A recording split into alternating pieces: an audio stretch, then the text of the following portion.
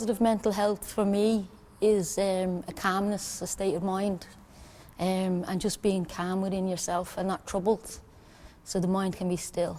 If your entire life you've grown up in a society where you've been told you're inferior, that your way of life is backward, that your language and your history is absolutely nothing, it doesn't exist, it's made up. That in itself eats away at you and it feeds into you. The All-Ireland Traveller Health Study was completed in 2010, and at that time the statistics coming out off the back of that were that travelling men were 7 times more likely and that traveller women were 6 times more likely than the settled population to commit suicide.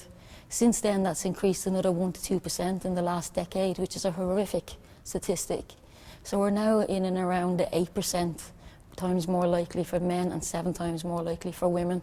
And that's coming in off the back of NITRIS, the National Travellers and Roma Inclusion Strategy. Last year, 11% of all traveller deaths were suicide related. The suicide rates, are extreme. They're particularly catastrophic, particularly so for the young traveller men, because it's 6.5. So in essence, what that means for every one young, settled, sedentary young man between the ages of 15 to 32, 6.5 travellers, men of a similar age profile, die by suicide. It's extraordinary. It's catastrophic.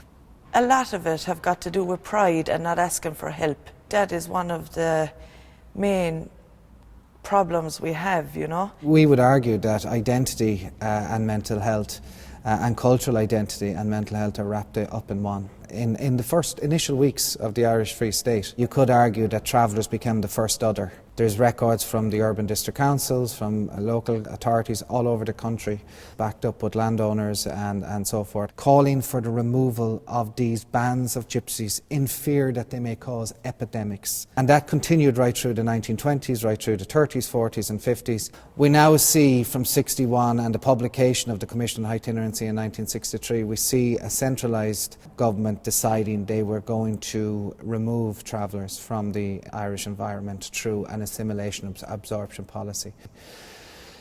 And there's no doubt with that attack on traveller identity, traveller culture, nomadism and the traveller way of life, we're living with the consequences of that today in the 21st century, with the huge rates, high rates of suicide, high rates of mental health, addiction, poly-addiction, mass unemployment.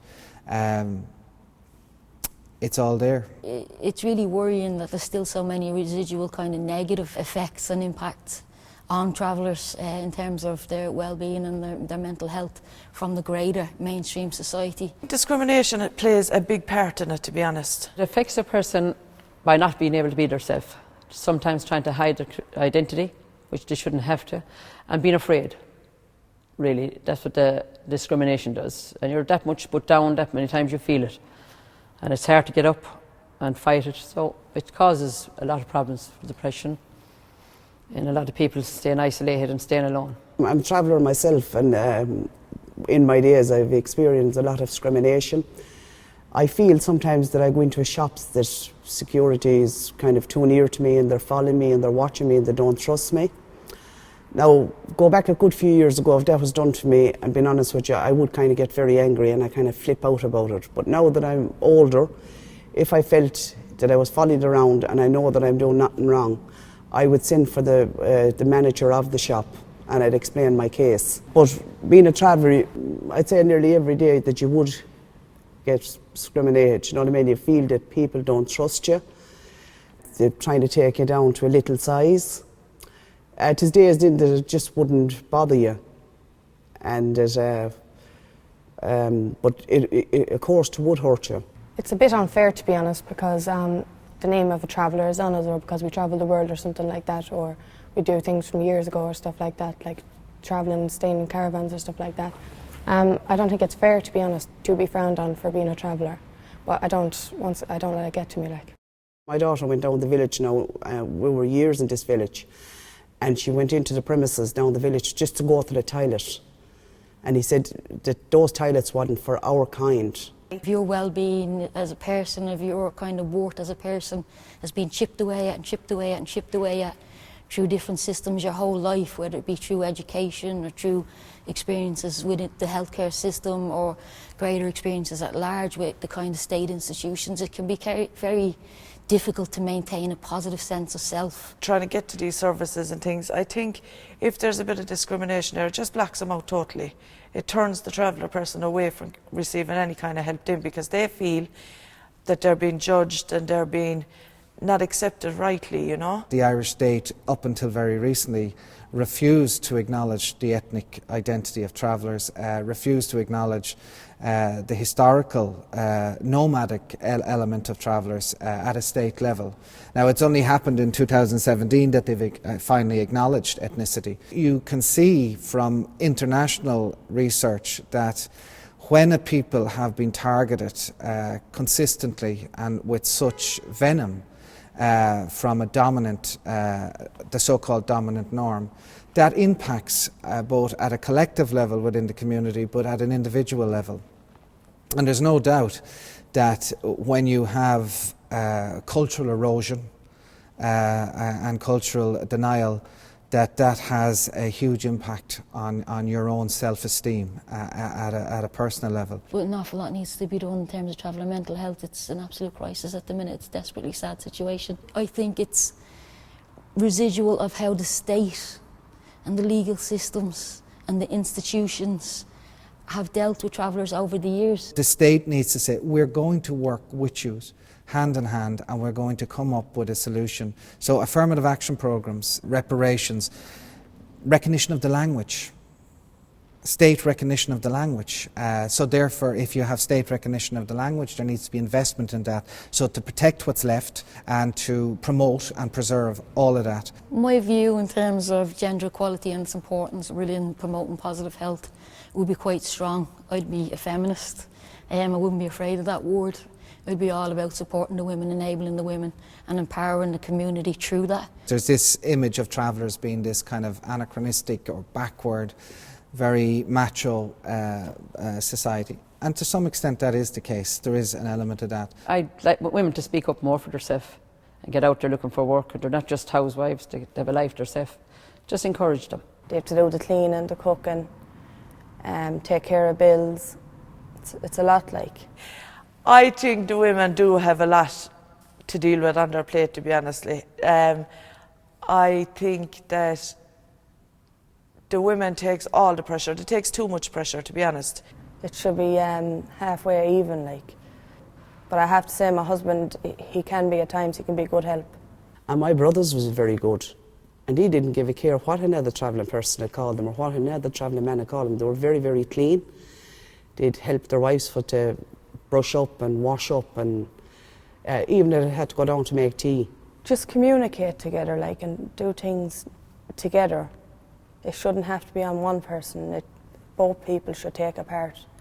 I mean, it is changing, and it's important, and it's traveller women have been at the forefront in relation to traveller activism. I could name Nan Joyce, Chrissy Ward, others like that in the 70s and 80s who were at the forefront. They were the voices for the traveller movement long before men like myself or others came on board or were around to come on board. So yeah. Of course, it's very important. I think equality for women to have a voice out there, to be heard. I think it is a big thing. And in the travel community, I think a lot of women are stepping forward, which is a good thing. I have 6 kids of my own, 3 boys and 3 girls. I would not hold them back from school. What I missed out, and I'd like for them to have it. I have one daughter, she was Exeter at the age of 15 years of age, and I said no way that I would have that. She should be at school at that age. I'm 17 and a half years old and I'm a 6th year student. It's a great experience for being a traveller and staying in school for that long. Some travellers leave school after their confirmation to help at home with their parents. My experience of staying in school until I'm 17 and a half is brilliant. I would do it all over again and I really enjoy it. What are you doing at home, cleaning and stuff like that? You should stay in school, get your education and actually do things and go places. I have cousins and friends gay, and I'm very happy to know that they're out there, and it was a big thing in our culture. Very hard thing to break through, maybe it's getting there. Today, do you know what I mean, it's accepted if a person is born in that way, and if it happens, you're not going to disown your child for it. I wouldn't anyway. and it's everyone's business what they do. So that's the way I feel about it, being honest. Over being a traveller, like I get along with everyone, like, you know, I don't frown people over being coloured or over being gay or something like that. There's a huge amount of work to be done. I think there's a huge amount of education that has to take place. There's a stigma and taboo there.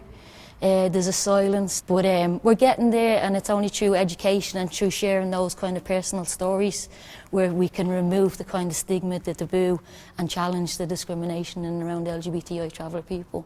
Sometimes you can recognise the signs of a person having a mental health issue.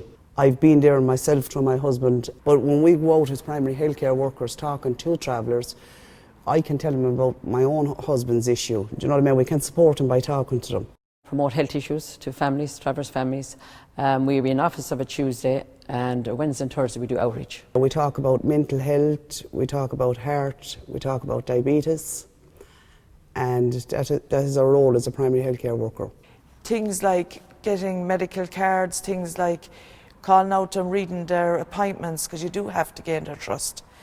And I think it's our job to help them, to let them know about these services. Try to get them out more, try them to interact with the community. I would say, for instance, if there was a strong history of diabetes or cancer or whatever in the family, and that person thinks that, oh no, look, that appointment it's just an appointment. Well, we explain to them, it don't go there, it's just not an appointment. You go to the appointment. And for kids today, it's very, very important for their eyes and their ears. And for instance, we had a good few cases of younger people in the travelling community have an eye problem. Now, we wouldn't be ashamed that I had a son that wore patches for 7 years, and I took him to every appointment that he had. I've two of my sons has ADHD, and you know what I mean, I've picked up on all of that. Put a smile on someone's face by helping them in one of them little things. I think that's where we benefit from. They should even get more primary healthcare programs up and running. I think the Travellers is really, really benefiting from the teams like ourselves. You can express yourself through art. You can express yourself, your feelings, and no one knows what you're doing, but you can express it. I think it releases a lot of stress from me and personally. I find art very, very relaxing, and I find that it takes your mind off of everything. You know, you're just there and you've this blank canvas as well when you're doing the physical art, and it just calms you down and just refixes you, if you know what I mean. I feel the role of art in promoting positive health is so seriously underestimated. For me, it keeps me ticking over, it keeps my head right. You're in your own little zone, you're in your own little world, and it's not like you're making any mistakes. You're just taking time out for yourself. I did get a bit of anxiety a couple of years ago myself, and I kind of went into, how would I put it, kind of a lonely kind of a state, and I suffered for about 12 months, and in the end I finally had to get help, but it was the best thing I ever did. I went to some counselling, something I thought I would never do being a traveller, you know. So I just found that was brilliant for me. And since then I have kind of mixed more in my community and in other communities, and I have kind of tried my best to be a little more healthier. Well, I'm talking about an individual that lost her husband 2 years ago. And I just got talking to her, and I told her about a lot of things that I experienced myself. And now at the moment, thank God, we have a great communication, the two of us. And she's out now looking for work that she wouldn't do. She was at home, staying at home, isolated. And it's like, when you start all over again, it's like you feel sorry sometimes, and you feel you shouldn't be doing these things, but you have to live again. And you have to try to start your life. The traveller community is really in crisis in terms of mental health, and we need some serious funding and some serious educated minds in behind it. And then we also need the bottom-up approach as well, that the traveller people be mobilised and supported to support themselves in the grassroots communities. The state needs to accept and hold its hands up and say, yes, we did instigate an assimilationist policy from '63 onwards, and we created havoc within the traveller community. So I would say the state needs to do that. It needs to start saying, we got it wrong.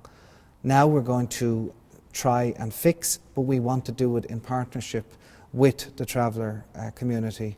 The only way to do it, I think, is to enable the primary healthcare teams and fund the primary healthcare teams to actually do the job, to build the trust, to get people uptaking the services, and to also, it needs to be a multifaceted approach then. On the other hand, is to actually fund the services. I mean, the infrastructure is there. We just need it funded so that we can get the work done or start chipping away. I think it's groups like primary healthcare groups and traveller groups. I think we're the ones to make that change. There's good and bad in everyone, and I just think that this thing about travellers all being painted with the one brush, it's up to us to kind of show them everyone isn't the same. There's good and bad in every community. We're still human at the end of the day, like. You know what I mean? Levels be black or white or Chinese, whatever colour we are, we're all human beings. Positive mental health is extremely, extremely important. And I think the little steps you take towards that are the ones that help you.